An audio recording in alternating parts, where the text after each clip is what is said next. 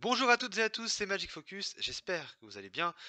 Je vous retrouve dans cette vidéo pour faire un point sur la situation de Disneyland Paris. C'est une vidéo qui n'était pas prévue, c'est une vidéo coup de gueule sur la destination Disney européenne aujourd'hui, telle qu'elle est, telle qu'elle ose être et telle qu'elle ose se présenter aux visiteurs.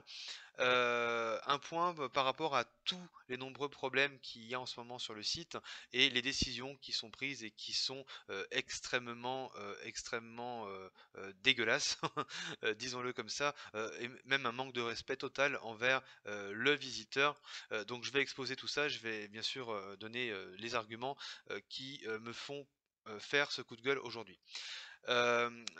C'est suite à l'article de Chronique Disney, je vous invite d'ailleurs à aller le lire, qui s'appelle Disneyland Paris ne répond plus. C'est un article très juste où tout est dit.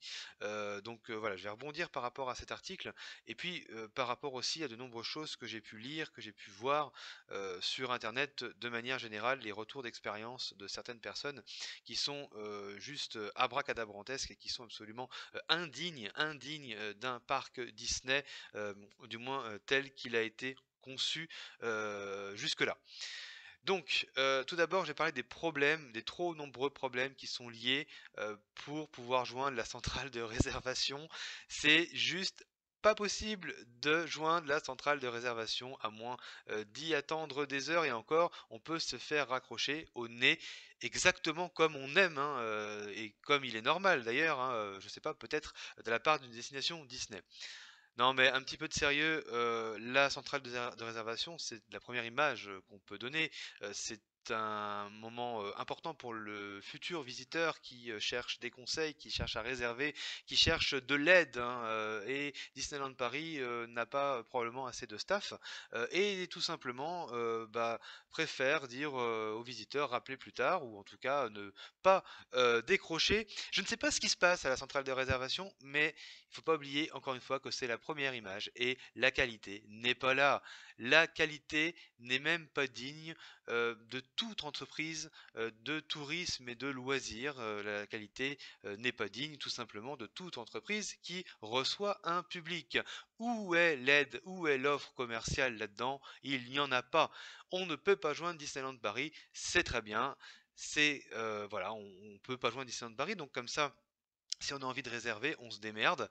Et puis si on a des questions, bah, on se démerde aussi, puisque de toute façon, Disneyland Paris n'en a strictement rien à foutre. D'ailleurs, il y a aussi de nombreuses incompréhensions et des difficultés pour pouvoir finalement avoir des infos concordantes, des infos exactes sur telle ou telle chose. Beaucoup de gens qui se sont plaints des difficultés de réservation sur les journées, hein, soit pour les passes annuelles ou pour les billets. Là aussi, personne n'y comprend rien. C'est la plus grande destination touristique d'Europe et personne n'y comprend rien. Voilà. Donc l'image qui est donnée de Disneyland Paris avant même que les visiteurs puissent y aller est juste désastreuse et devrait tout simplement même pas exister. C'est absolument invraisemblable ce qui se passe par rapport à ça. Mais il y a aussi beaucoup de problèmes opérationnels. Alors des problèmes opérationnels qui sont là depuis bien trop longtemps. On a l'impression que on répète toujours la même chose, qu'on régresse hein, sur certains points.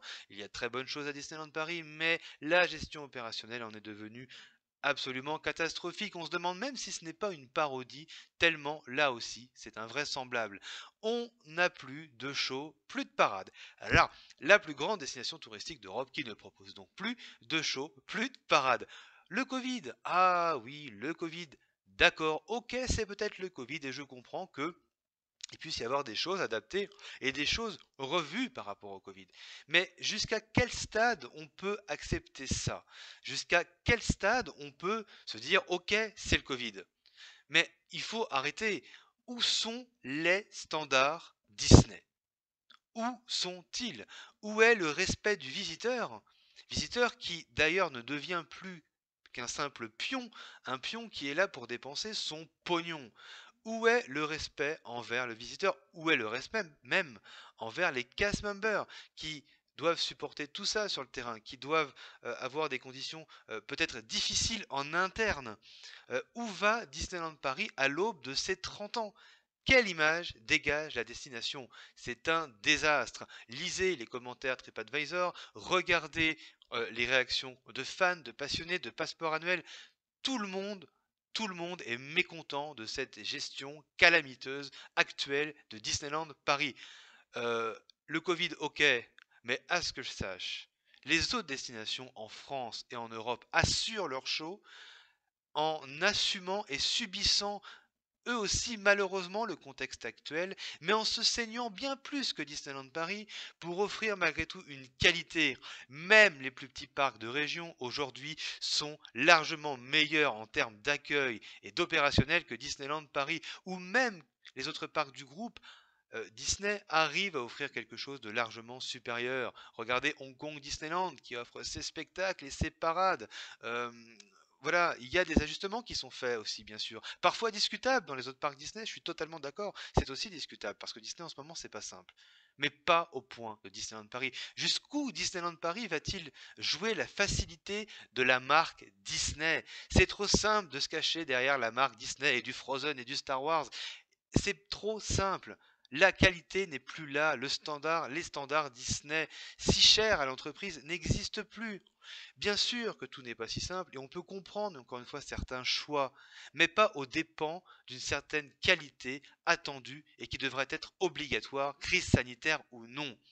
Pourquoi des événements, des rassemblements, des manifestations festives et culturelles ont lieu en Île-de-France aussi?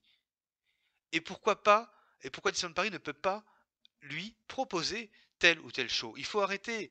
À un moment donné, il faut arrêter. Euh, Surtout que maintenant Disneyland Paris est soumis au pass sanitaire.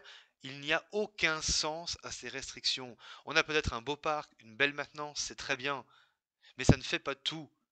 Le Covid est encore une belle excuse pour Disneyland Paris, pour que Disneyland Paris puisse économiser encore et encore. Par contre, bien sûr, Disneyland Paris n'a pas oublié d'augmenter ses tarifs qui sont de plus en plus exorbitants, injustifiés, une qualité qui est de moins en moins au rendez-vous. Clairement, Disneyland Paris n'oublie pas de sortir du merch en rapport avec les saisons, des snacks congelés. Il n'y a aucun problème. Disneyland Paris n'oublie pas non plus de mettre en place de manière très rapide et très efficace les fast-pass payants. Ça, évidemment, il n'y a aucun problème dès lors qu'il s'agit de se faire du pognon. Là, on n'attend pas et les choses sont là. Il n'y a aucun souci.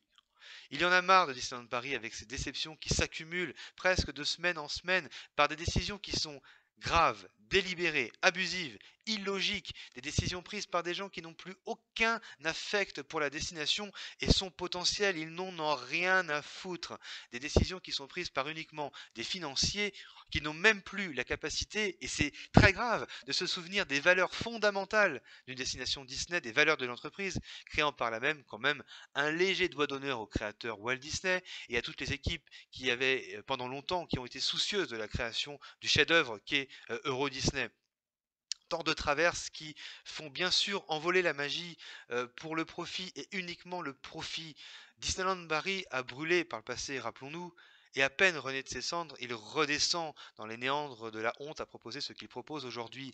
Arrêtez, Disneyland Paris, arrêtez de prendre les gens pour des imbéciles, arrêtez de tirer sur la corde, elle va péter, ce n'est plus possible. Il va falloir vraiment se réveiller car la destination peut livrer de très belles promesses, mais elle ne fera pas si à la tête il n'y a pas de motivation réelle et si il y a cette politique abjecte actuelle, cette politique abjecte d'économie, de non-respect du guest, du non-respect des cast members et du non-respect de la marque Disney. Aujourd'hui, Disneyland Paris n'existe plus, en tout cas pas comme on l'a connu avec les valeurs que l'entreprise devrait dégager. Il faut vraiment, vraiment arrêter avec ça. À l'aube des 30 ans, Disneyland Paris est dans un état euh, sans précédent. Bien sûr, il y a la crise sanitaire qui n'a pas arrangé les choses, mais il n'y a pas que ça. Il y a des décisions qui sont prises et qui ne peuvent pas être justifiées ni justifiables quand on continue d'augmenter les prix et quand on se veut être une destination premium. Ce n'est plus possible. Disneyland Paris n'est pas la promesse qu'elle prétend être, en tout cas euh, dans les communications, c'est plus possible. Disneyland Paris est la pire destination touristique d'Europe aujourd'hui, et pour moi, on ne peut pas pardonner tout un tas de choses par rapport à ça. C'est pas possible, c'est pas pardonnable. Donc, aujourd'hui, de grosses déceptions et ce coup de gueule, et j'en m'en excuse hein, de l'avoir fait, il est là pour dénoncer tout ça et arrêter, en espérant une nouvelle fois que on arrête de penser que c'est uniquement le Covid et que voilà, c'est pas uniquement ça. Disneyland Paris se fout délibérément de la tronche du visiteur et c'est grave, très grave. Voilà, je vais arrêter pour cette vidéo. Désolé une nouvelle fois que d'avoir fait ce coup de gueule, mais j'espère que cette vidéo, si elle ne vous a pas plu, eh bien qu'elle vous a au moins éveillé certaines choses envers la destination, parce que finalement c'était ça aussi le but. Voilà, on se retrouve dans une prochaine vidéo. Merci d'avoir écouté ce coup de gueule. À très bientôt. Salut, salut.